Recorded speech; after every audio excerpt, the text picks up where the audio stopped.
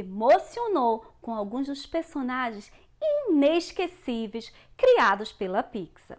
Seja com o cowboy de brinquedo Woody e seu amigo espacial Buzz, ou seja em Procurando Nemo, ou Frozen, ou até mesmo Monstros S.A. Mas qual a fórmula de sucesso de um dos estúdios mais criativos do mundo?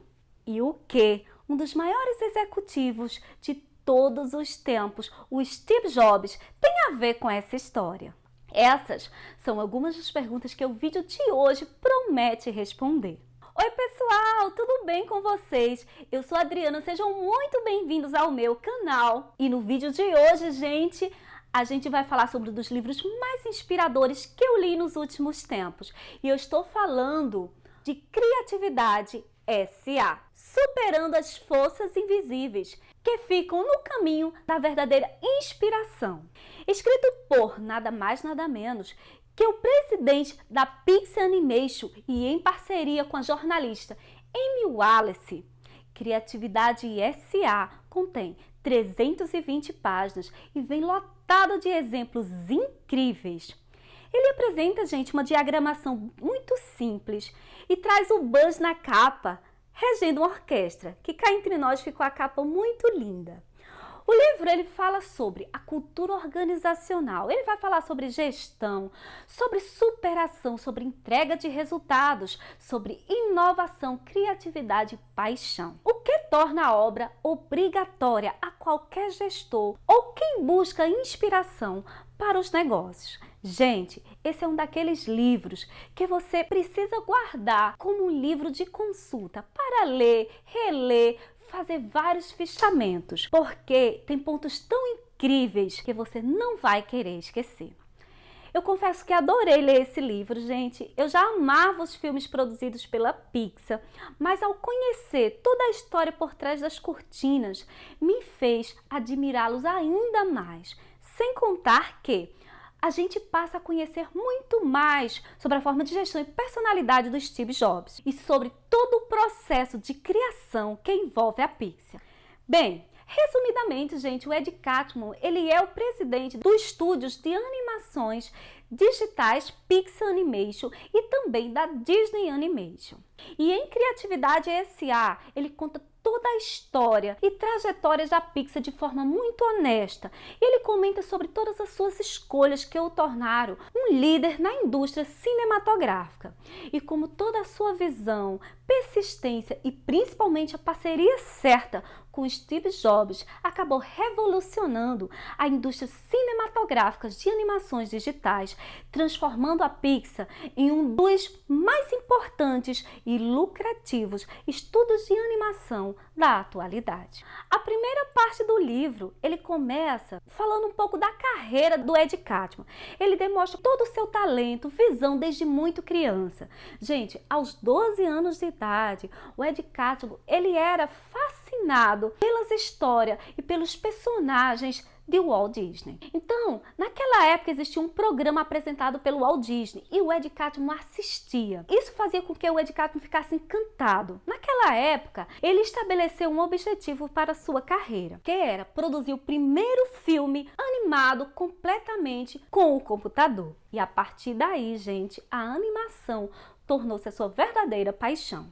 Em seguida, o autor ele explora muito mais o processo da construção de identidade da Pixar. Como ela nasceu e todo o processo, gente, desde o primeiro momento que foi produzido os computadores gráficos, software que permitia apenas colorir animações tradicional com computadores, até mesmo a compra pelo George Lucas, que é dono da Lucasfilm, e quem não conhece a Lucasfilm, não é, gente? Eles foram os criadores de um dos filmes mais conhecidos e de maior sucesso na época, o imortal Guerra nas Estrelas. Eles também produziram Indiana Jones.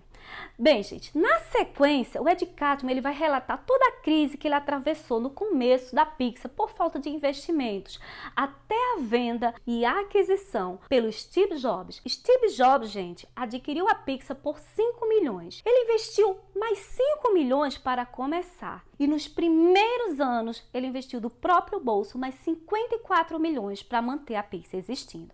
Então, ao lado de Steve Jobs, John Lasseter, o Ed Catmull fundou a Pixar em 1986. Já na terceira parte do livro, o autor ele vai falar sobre todos os métodos usados para unir a equipe e fazê-los trabalhar em uma única visão. E, por fim, ele põe à prova todo o conhecimento adquirido na trajetória da Pixar e fala principalmente sobre o estilo de liderança implantado na Pixar. E em toda a narrativa, o Ed Catmull ele cita os fortes desafios que a Pixar passou desde a sua fundação até ir aos cinemas o primeiro longa-metragem animado totalmente por computador de absoluto sucesso, o Toy Story. Após o lançamento de Toy Story, gente, as críticas foram fantásticas e Toy Story foi um sucesso de bilheteria, faturando 358 milhões de dólares no mundo inteiro. O livro ele também vai demonstrar a filosofia e o estilo de liderança adotada e inserida na Pixar por Ed Catmull.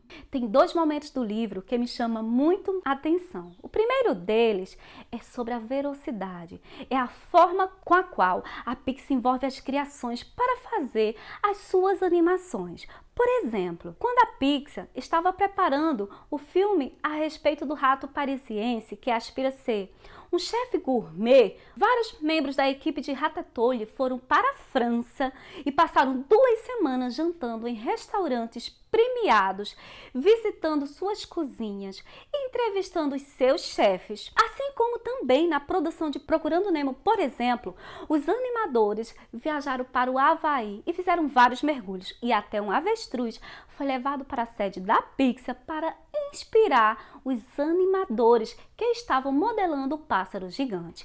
E são muitos e muitos exemplos como esse durante todo o livro que mostra que tudo que eles fazem prima pela excelência e autenticidade. E em todas as suas criações, gente, a Pixar ela tem uma preocupação elevadíssima de encantar e surpreender seu público e, claro, o resultado não poderia ser outro. São filmes que emocionam. O segundo ponto que me chamou muito a atenção é sobre a cultura interativa entre as pessoas.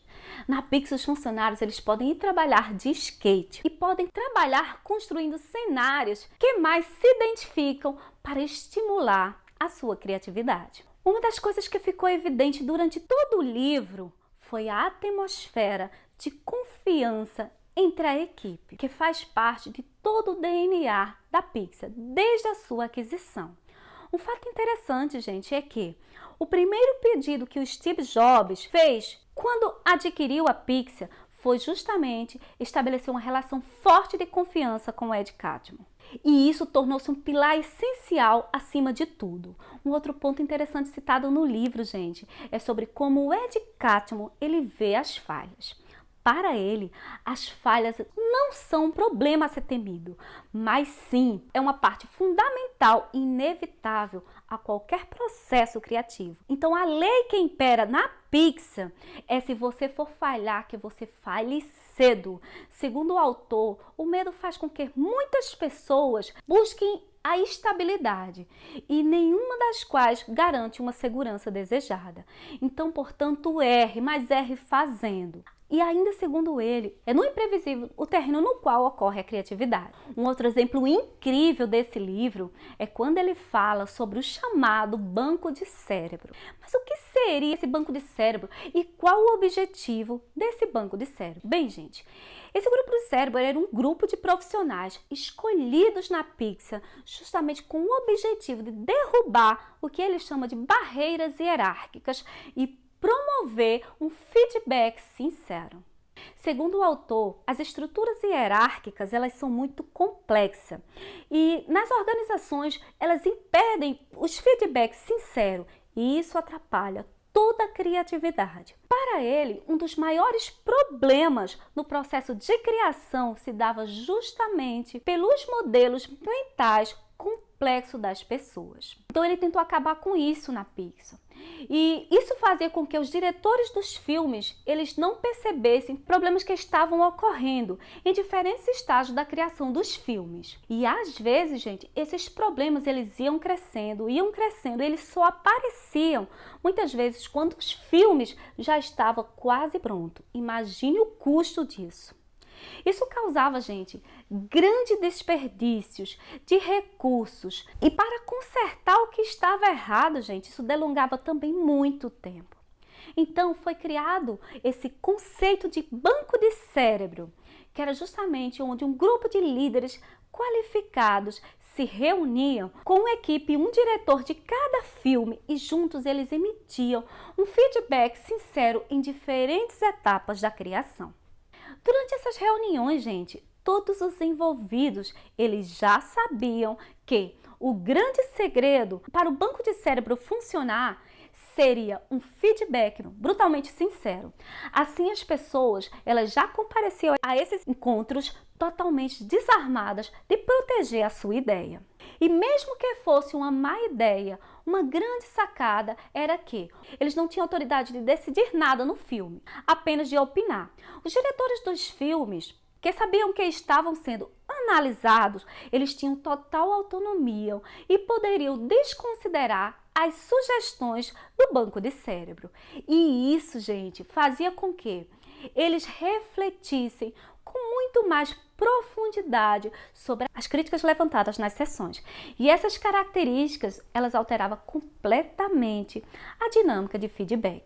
Pois agora, na Pixar, quem recebia um feedback poderia decidir o que fazer com ele. Então, o banco de cérebro procurava simular a reação do público ao entrar em contato com a primeira versão do filme que estava sendo produzido. Muito interessante, não é?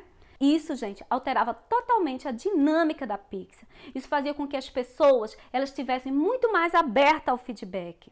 Esse banco de cérebro, gente, foi uma grande decisão por Ed Catmull, junto com esses outros conselheiros, e fazia com que os filmes eles só saíssem muitas vezes quando eles estavam em padrão de excelência altíssimo. Interessante, não é? Enfim, gente, o livro ele também traz sugestões para tornar o ambiente muito mais criativo e muito mais propenso para você criar aquilo que precisa ser criado. Tudo, na verdade, trata-se de como você adaptar um conceito. E durante todo o livro, eu tive uma leve impressão que eu estava lendo o livro do Jack Welch, Paixão por Vencer. Gente, eu achei conceitos muito similares, justamente por falar muito em franqueza sobre o padrão ouro de qualidade, como eliminar as barreiras hierárquicas, assim como alocar a pessoa certa na função certa. E eu achei sensacional. Eu acho que ele se inspirou muito em Paixão por Vencer, ou ele admirava talvez muito a liderança do Jack Welch e trouxe para esse livro. E para a gente fechar esse vídeo e esse livro, eu vou deixar aqui alguns insights que pode fazer toda a diferença no seu dia a dia. Lição número 1. Ao montar uma equipe, selecione os melhores para integrar o seu time. Para Ed Catmull, a genialidade está no conjunto de ideias. Lição número 2. O ingrediente essencial para uma história bem-sucedida é o ambiente empresarial que estimula a ousadia, que regenera toda a conversão e a discussão de ideias. Lição número 3. Para criar um ambiente criativo, é importante eliminar o medo. O medo, gente, é uma coisa que não combina com o processo de criatividade. O medo, ele atrapalha todo o processo, ele impede a ousadia.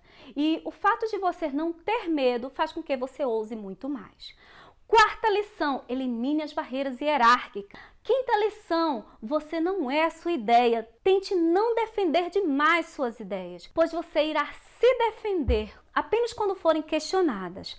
Para você montar um sistema de feedback saudável, você deve ser capaz de focalizar apenas o problema e não a pessoa. Lição número 6.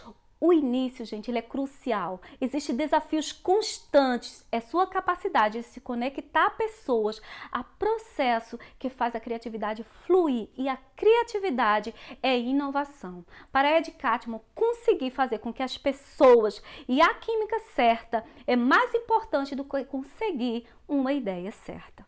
E por fim, Um problema difícil, ele é melhor solucionado quando várias mentes excelentes trabalham nele. Pense nisso. Então, gente, diante de um desafio, seja ou busque ser o mais inteligente. Bem, gente, eu percebi durante toda essa leitura que o Ed Catmull, ele cresceu, ele evoluiu, ele se redescobriu com toda a equipe da Pixar, ele se transformou durante todo o processo. Ele aprendeu como valorizar pessoas cada vez mais, aprendeu como valorizar seus parceiros. Ele entendeu que o foco deveria ser nas pessoas, que seus hábitos de trabalho, talentos, valores, era absolutamente central e fundamental a qualquer empreendimento criativo. E a partir disso, gente, foi aí que ele descobriu que derrubar essas barreiras hierárquicas fazia com que o processo fluísse.